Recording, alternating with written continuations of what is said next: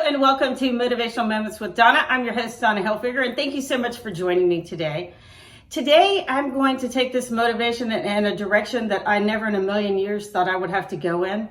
And I want to talk about, as a matter of fact, I want to take the entire month of September and dedicate this to my beautiful daughter, Casey Hilfiger, who died in February 25th of this year, which is 2020, of a drug overdose. And the reason I want to do this is because I feel like having a platform of this size and being a parent, that it would be irresponsible of me not to talk about it, because not only are children dying every single day from overdoses, so are adults.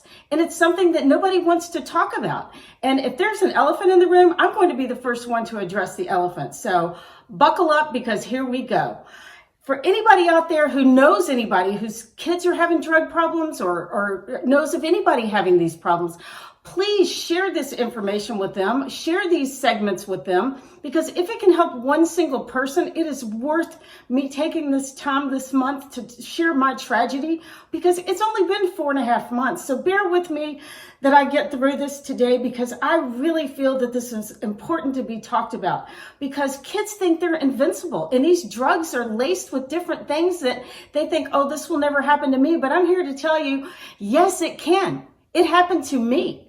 And I'm going to tell you my story. Bear with me these 4 weeks, because I'm just going to bear it all. Because like I said, if it can help one single person, please share this with them. Because after this runs on Fox 5 Plus, I will share it on my social media. Find me at Life Coach Television on Facebook, or Donna Hilfiger on YouTube. And I'm on Twitter and LinkedIn, and I'm going to share it across the board, because this needs to be talked about. And what I say a lot of times is, when you're sharing your sub story, you're not helping anybody. But I'm hoping to make this mess my message, and that it can help somebody and save somebody, or save somebody else's child, or save somebody else's family member, because this is happening. Everybody's crying about the coronavirus right now, and I hear you. But we had to go through grief through the coronavirus. And if I can make it through it, I'm here to tell you that you can make it through it too.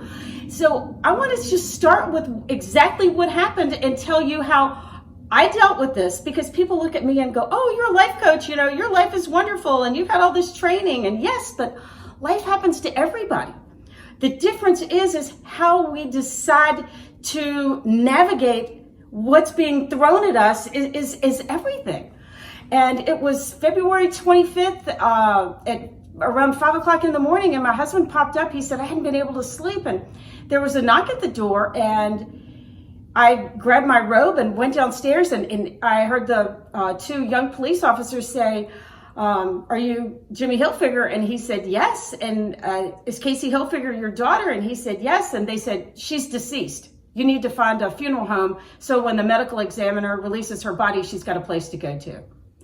I'm standing there in shock. I wanted to scream out. This isn't my first rodeo. We buried a child back in 1996 that was 3 months old who died from SIDS. But I was frozen. I could not believe how insensitive these 2 young police officers were. And bear with me. I know everything that's going on with the police right now. I am not bashing them. I have the utmost respect for them.